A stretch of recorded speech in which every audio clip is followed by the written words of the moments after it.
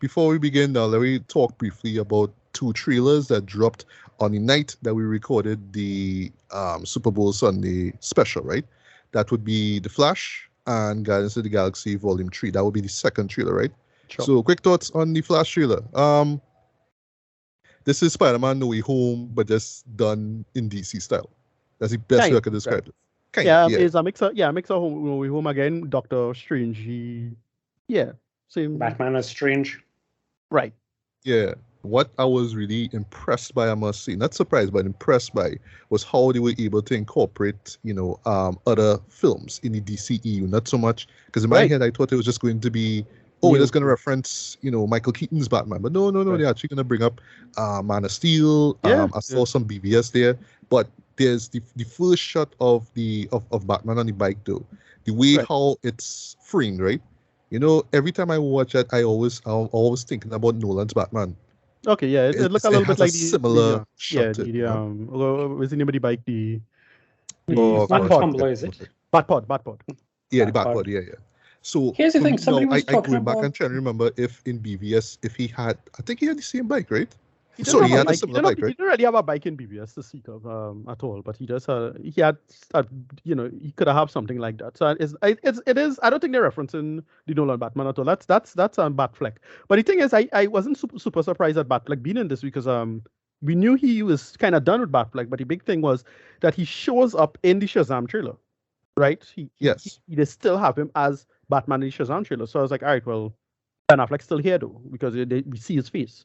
He's clearly there in the shot, in the Shazam trailer. The Shazam 2 trailer. And I was like, all right, so he's going to show up in one of these movies or you're going to be like a last movie? And people kind of say that, but I didn't know what was going on.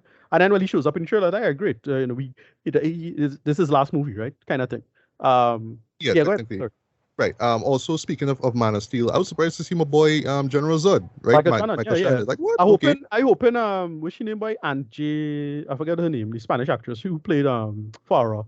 Or one of Zod's lieutenants, right? Yeah. Honestly, she could probably take on Supergirl now because the Supergirl. Oh yes. And speaking of that, though, because first time watching the trailer, right? So in my head, seeing Zod and thing, I thought that I was asking myself, okay, right, Man of Steel, Superman, right? Are they going to at least reference the Henry Cavill Superman? But no, and I think actually this is a rather smart call now. No, let me just put in Kara instead. Let's now finally bring Supergirl into the mix. So this is kind of weird, right? So what they're doing, they're basically doing the Flashpoint thing about what they're doing Superman in that story, right? In that story, Clark doesn't land in Smallville. He lands in either government. It's like a government facility that in terms of the landing, he either landed in downtown Metropolis or in Washington D.C. I forget where he landed, but he landed in a city now. So the government found him and grabbed him, and then he just disappeared now. And he was right, and they found him in this looking real skinny and emaciated because he had no sunlight. And so they do it with Kara instead. So there seems to be no Clark at all. But this is interesting because here's the thing: I know they're doing the time boom. Like causality goes both ways with the Flashpoint because the only reason Zod came to Earth is because Clark activated the scout ship. So the narrative is different as to why Zod comes to Earth this time, like what the explanation is. And then back when Man of Steel was coming out, back in the days, this is 2013, around 2014, I remember it had some ancillary reading material saying that Supergirl was being hinted at. So that might be what's going on, and like something to do with like distant time, and she came in the distant past apparently, or something like that. So I don't know what they're doing with that. I feel like they're taking all those ideas for Supergirl and putting it then that what they were supposed to do back then. You could go back and look it up. Like it had a bunch of stuff about Supergirl hinted at in Man of Steel. There was a pod that was open when he found the main ship. There was a pod that was already open, so that hinted to there was another Kryptonian. Right. The scout ship was supposed to be Supergirl's ship, and that is where the time travel narrative was supposed to be. I remember that was a thing back then because it had extra comics. It had a comic, I think, referencing that. I don't look it up. I didn't know the full details of it, but that's what I remembered back around 10 years ago now. So yeah. Right. Yeah. So going back now, to the Batman, the one that everybody was looking forward to. Yeah, Michael Keaton return, right? And he does I'm Batman, right? And it'll swami listed too. He's still got the head. You know, Still on that smoke. Still love it. and I have Still a love feeling it. somebody gonna bring it up, right? Yeah. What I did not expect though with the two Barrys, but it kind of makes sense Right. though. And I won't lie though, some of it, I think is probably just of course, like his parents' home and certain shots and whatnot. I can't help but be reminded of the TV show. Yeah, The TV show, sorry. we should do this already. So I mean, Yeah. however, yeah. Mm-hmm. Yeah, so I don't want it's sort of a minor nitpick though. Like I just watched it and like, yeah, I kind of know where this will go because at least marginally familiar with the comic book story, the movie itself, Flashpoint Paradox, and the series, right?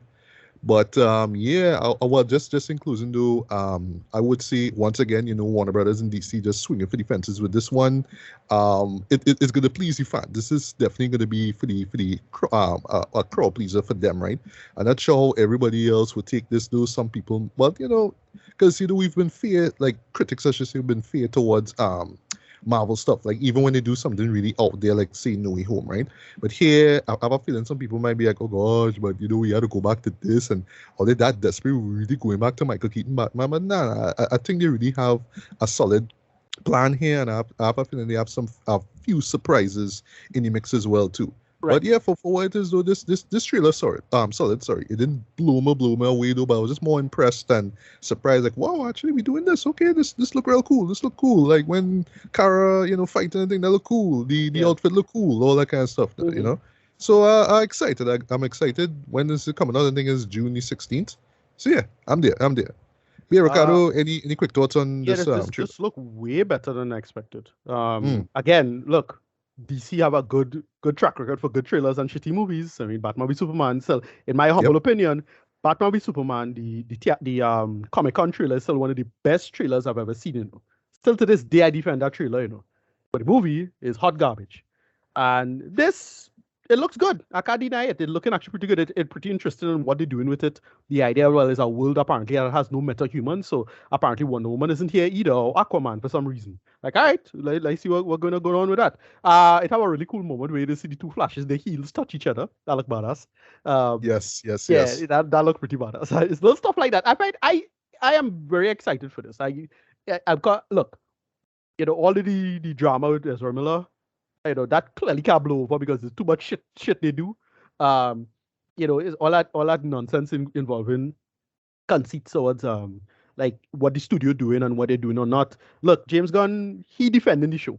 He real hyping it up. He pushed what he says one of the best he ever see. So if he said so, that all right, well, who's me? I mean, James Gunn is a bad who no bullshit. So and he's the person. If there's anybody who go trust opinion, it's him. If there's anybody who you let cook as they say.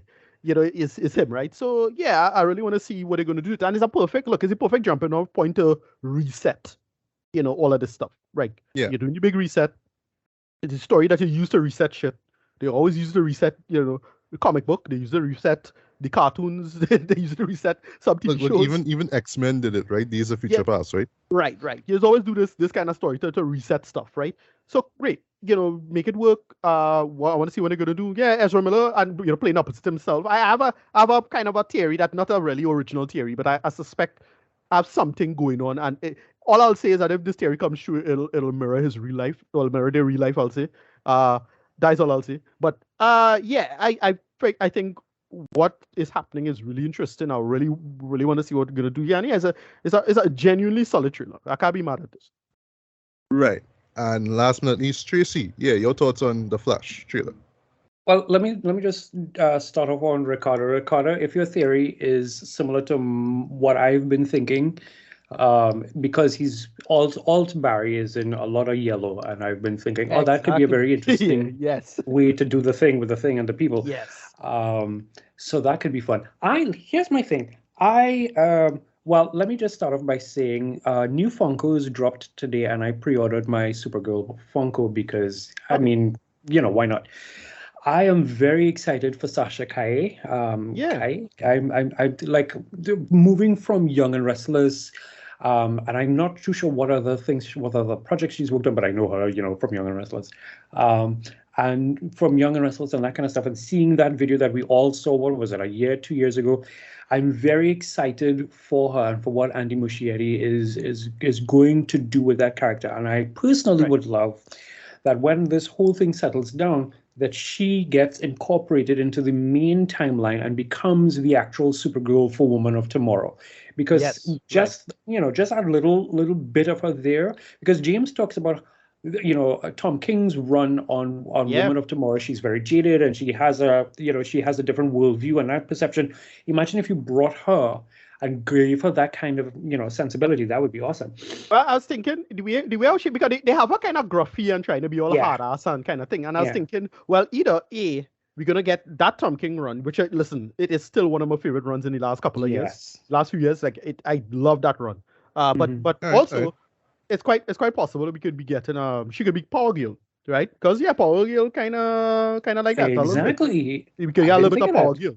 Although, I highly doubt we will get Boom Window, right? So, but no, but I really liking her vibe and everything we're going on to in that. Just a little we get her. I'm like, this looking hard. I want to see what they're going to do.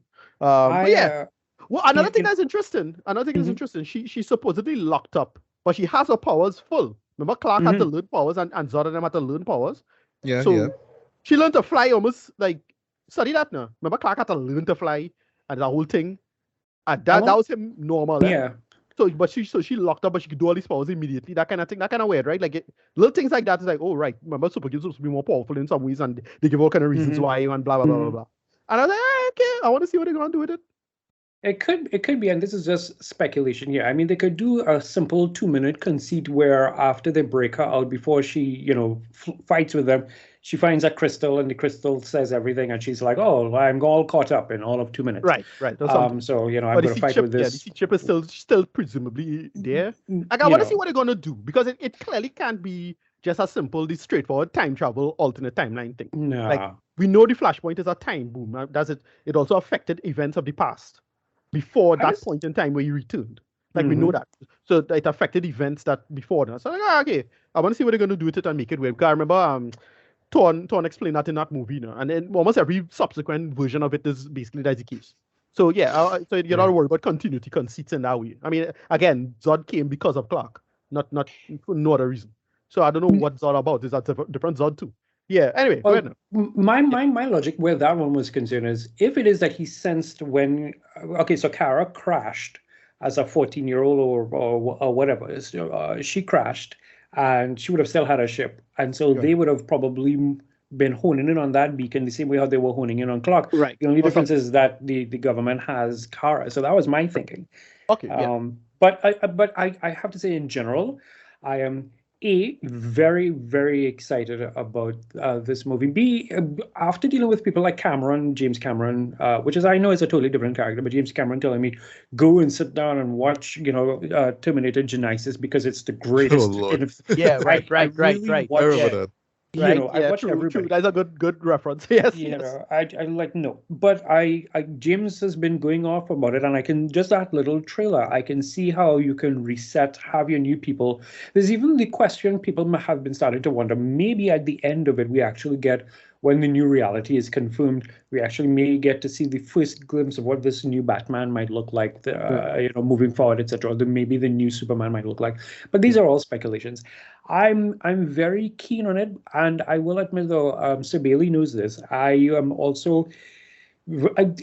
I'm equal parts excited and enraged because all I can think about is what this press tour is going to be like. And just living on Twitter, everybody's like, yes, I am super excited, but also it seems as if everybody has forgotten what Ezra has been about for the last year and a half. Yes, the problem with Ezra. Ezra is not just a personal thing. It's criminal activity now. So it's like unless they I know Warner Brothers made the statement about what do you call it? Going into counseling, is it? Right, that bullshit. Like all right, maybe, but I don't know, boy. That I find is too much to do. Is that too much?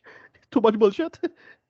Is it? And I'll end with this. Is it? Do you guys think that maybe the focus of having the two bats, at least the two bats that we know of for now, the two bats and Supergirl taking a predominant role in the trailer. Yes, Barry is doing Barry things. Is what I would say deliberate and a way to kind of get everybody's mindset off of Ezra, at least for the little while. Of course, 1000%. Yeah. No, like everybody make that joke. Yeah. Everybody likely, make the meme joke about with this boy Batman have so much prep time to make you forget about Ezra Miller. Exactly.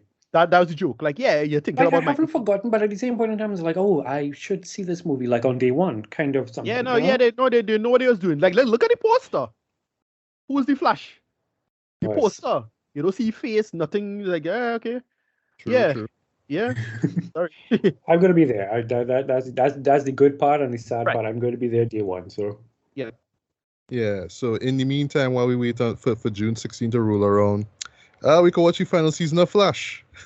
Right, for real. Yeah, I've started. Listen. I don't listen. All of that could be part of it, because Ezra Miller showed up in the Flash TV show. Yes, we know they can interact. Yeah, for one crossover event.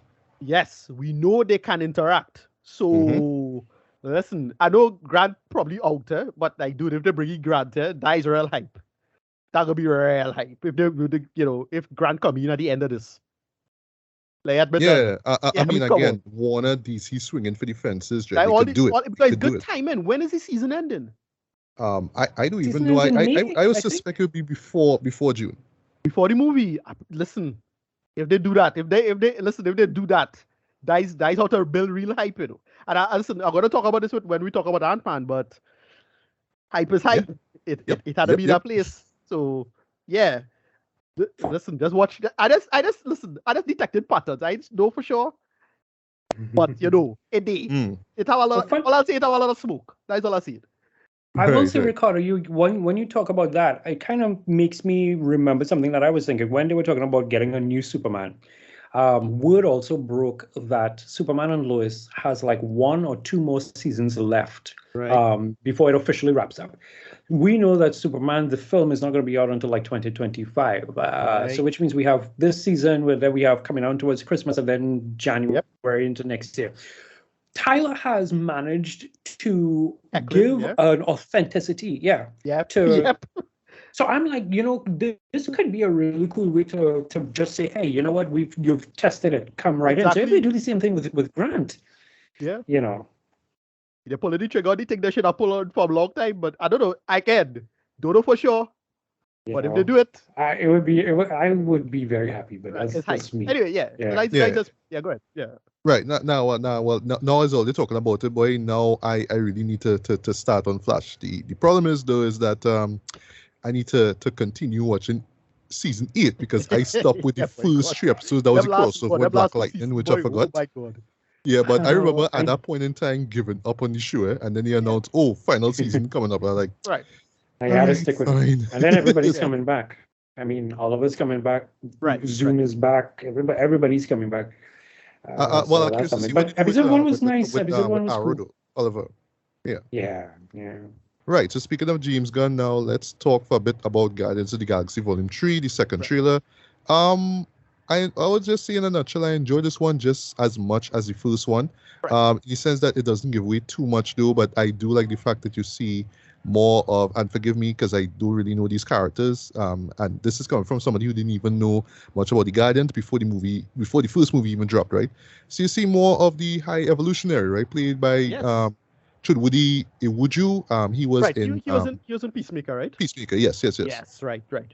Yeah, I think this is the first time we actually see him in this for these promotional trailers, right? Right. Yeah, and I do. He did come to Comic-Con in the same High Evolutionary outfit because why not? I mean, like literal gown, walking up this stage in it for Comic-Con 2-3 years ago before the pandemic.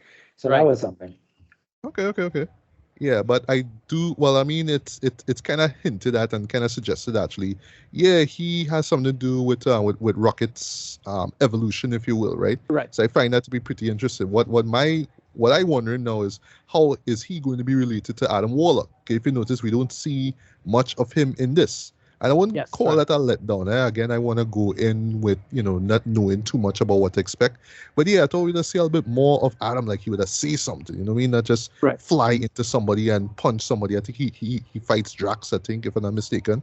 Yep. But yeah, I would say this one is more emotionally driven than the last, and I mean this all boils down to the music as well. I really should look up the name of that song, by the way, but it real hard, I must say. I do like that you see Gamora and just how things have fallen apart since she left the group, right? Star Lord, well he apparently he still think that she died in quotes, right? But no, we know that's not the case, right? So it's curious to see how that's that the thing. plays out. She did die. I mean, what we got is alternate. Oh, right. No, I Yeah. was thinking about Endgame, not Infinity War, really. Okay. Okay, Oops. no problem. Yeah, I was thinking about the oh gosh, the deleted scene in Endgame. Well, she was there, right? So yeah, I was thinking about that. Yeah. But yeah, other than that though, I could feel the emotion in this though. And I just have a feeling I keep seeing this boy. This could be the one to bring the man tears out of me. Like Right. I would say last time. I would say like the last few minutes of the last few minutes of the last film, that was when the man tears came. Yeah, like you like didn't come lose death out. and funeral, eh? Yeah. Yes, boy, yeah. But I have a feeling that they're gonna hit we more gut punches with this one, but I just suspect it.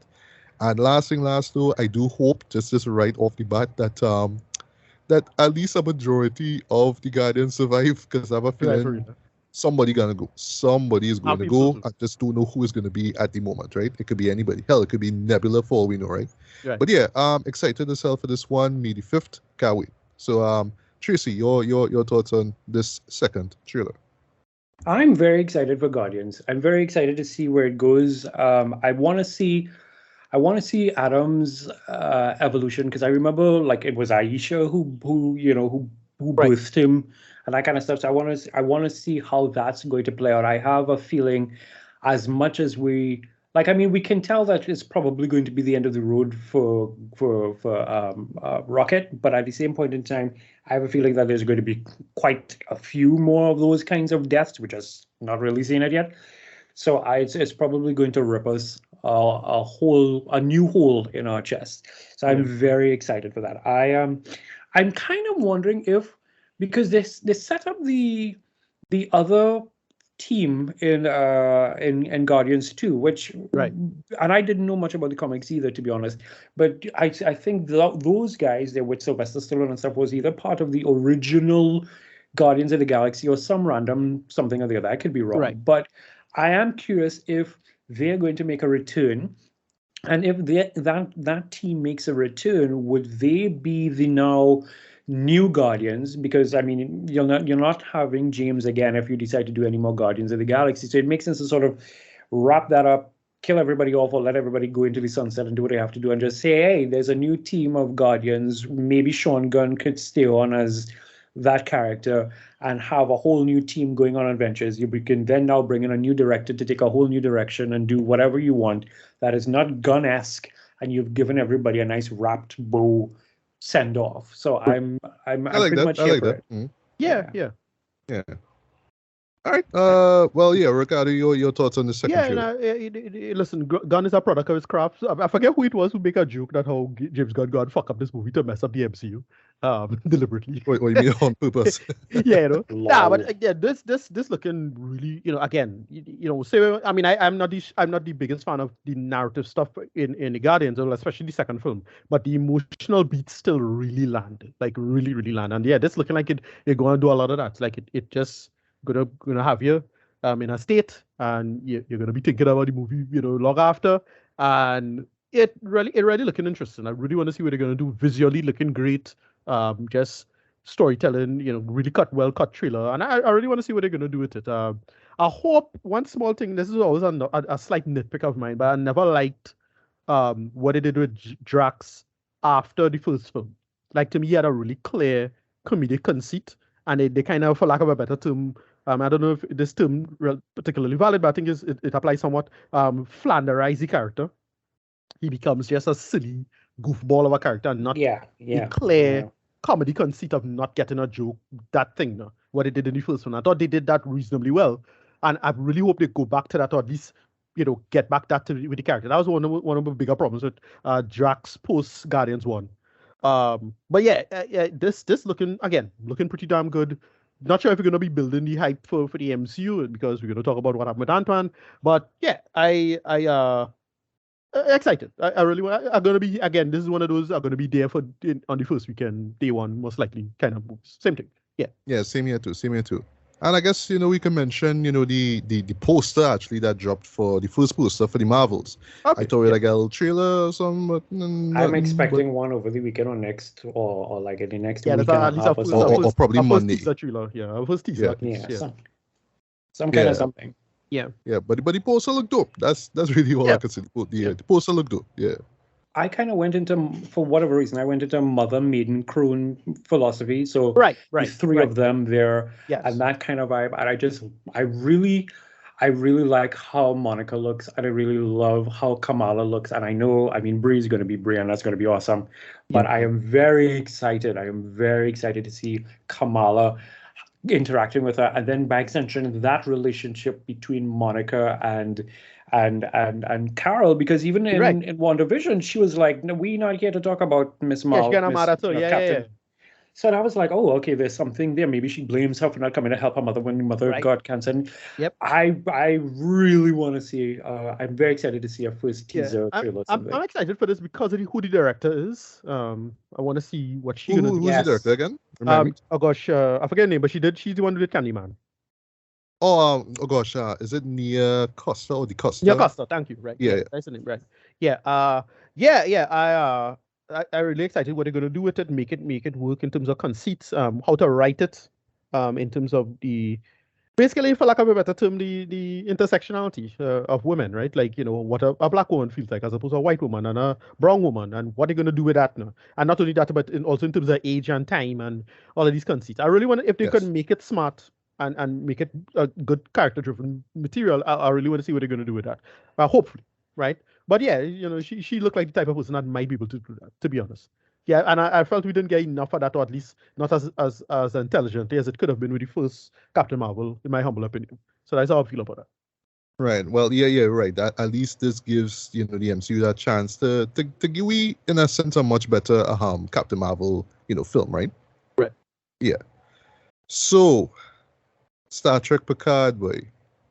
Quite famously on the show here, Ricardo literally ripped it to shreds, boy. That will be the second season, right? Right. To the point that I didn't even bother to watch it. I saw the first one, and because I still have not, watched the entirety of TNG, I kind of just sort of looked at it as, like this is just continuing, it's just continuing the course of Jean-Luc Picard, and things had to play out this way because I guess it had to play out that way. But I know you had real issues with the first season. But I just thought, this first season just is all right, cool. They'll fix up in the second one. They pretty much came and tell me, nope, they just probably just made things worse, right?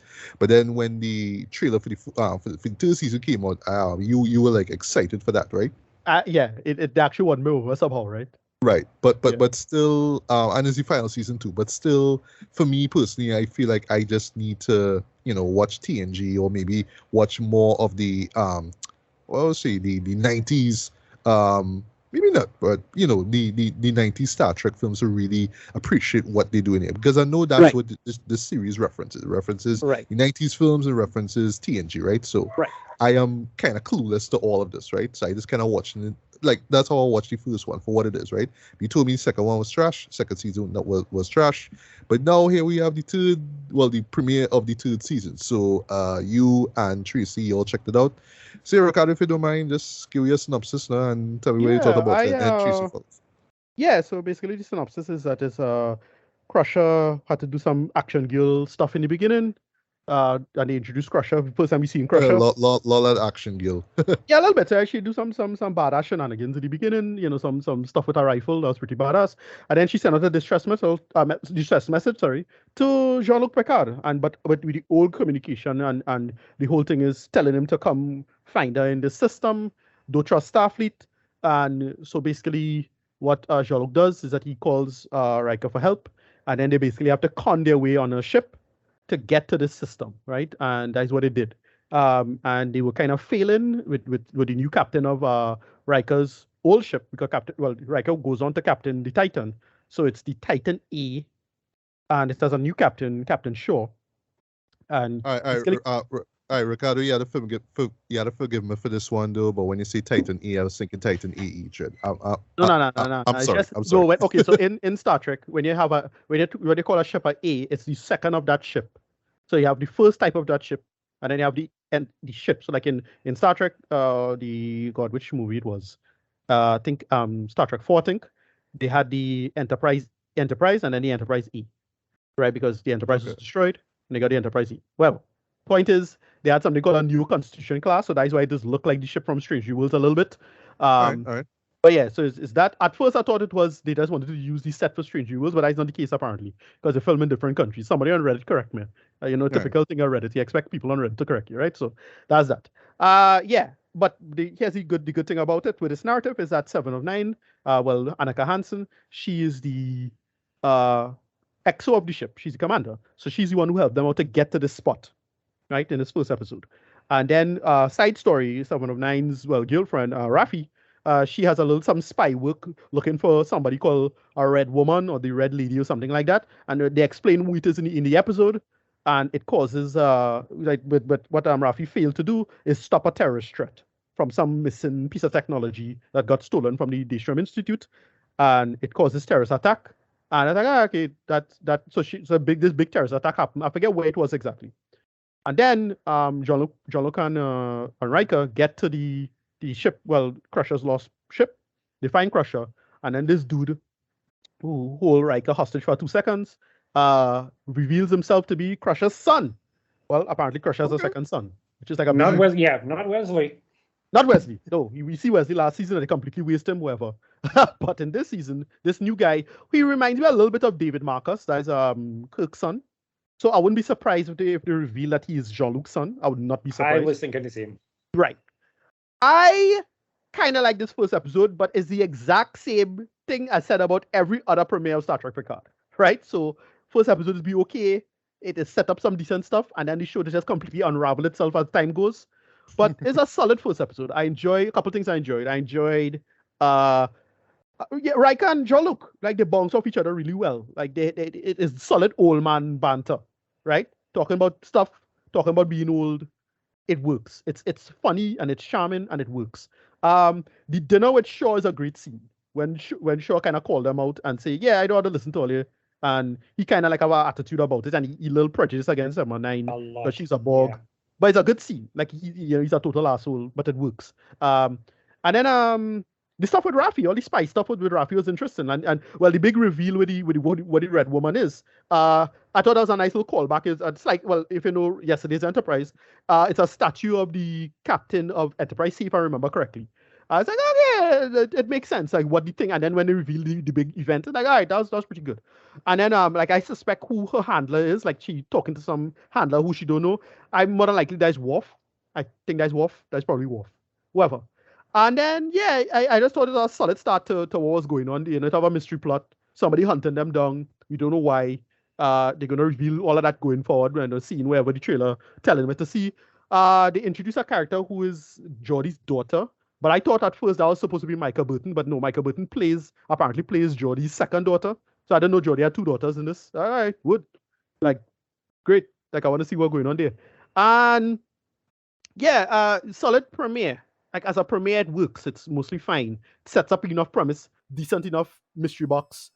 I hope it pays off. I'm not hearing the best of news from a few reviews I've read, non-spoiler reviews. I'm hearing some bad names, some bad words being said, which kind of reinforces my attitude about the show. But I know I want to give the show a chance. That's all my thing is. But I've heard it is Star Trek's Rise of Skywalker, which is a really bad statement. Oh no! Yeah, it's an incredibly bad statement to hear. Oh, that's interesting.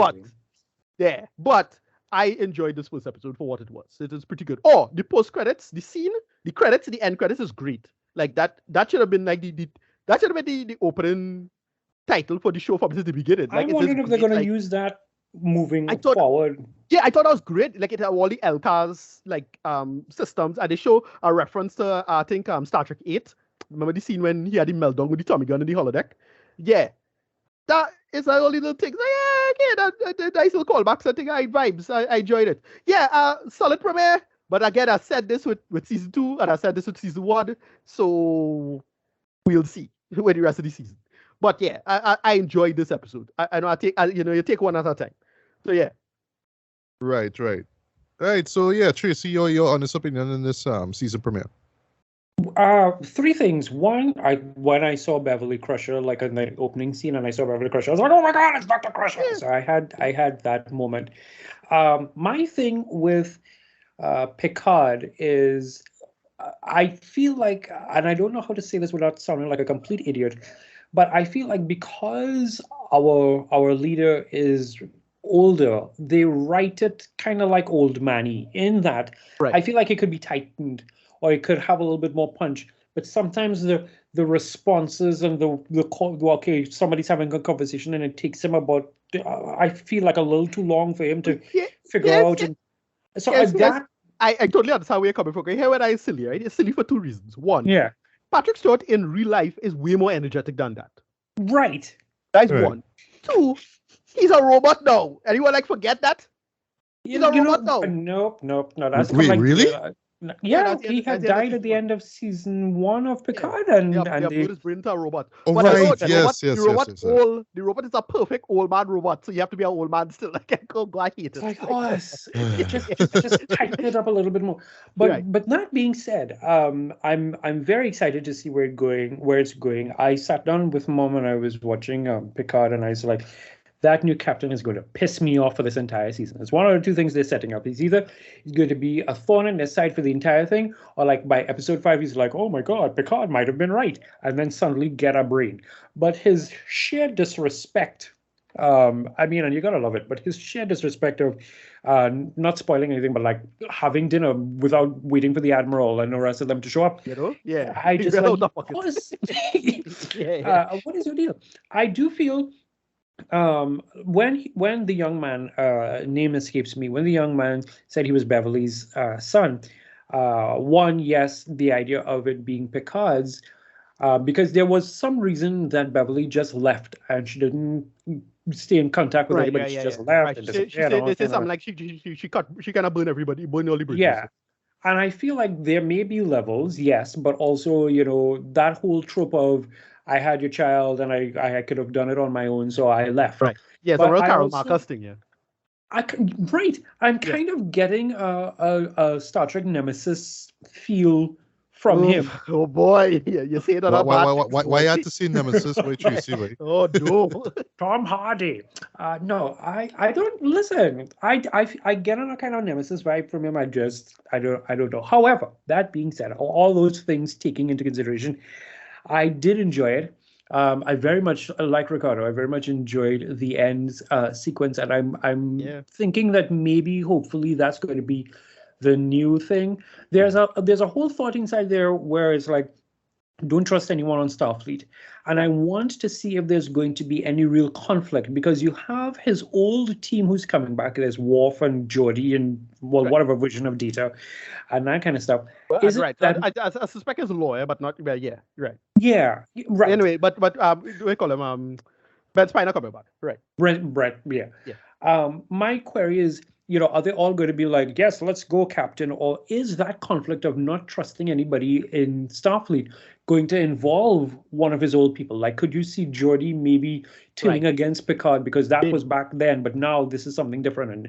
And I am genuinely curious as to see where this final season takes us, because it is the final season.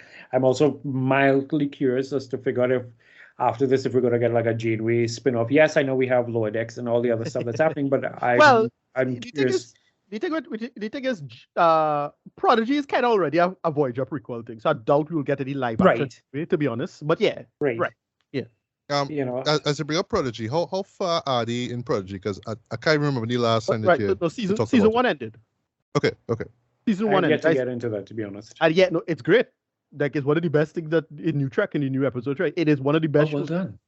Yeah, it is fantastic. Okay. Like, I do recommend it. Strongly recommend it. I don't know. For all intents and purposes, that's it. Like I said, it's gotten me. I'm very much here for it. Even the idea of the first part of it, like they label this first part the Next Generation. So I'm like, oh, okay, I get the callback to where we were, but also this is a next generation of people who may or may not care too much about what the Admiral and they have to say or do. I like it. I have my little issues, but I wait to see next week Thursday what plays. All right, nice. And then, once the season wraps up, hopefully you guys can meet up and talk about how bad it was or how good it was, right? So, fingers crossed, man. Fingers crossed. Yeah.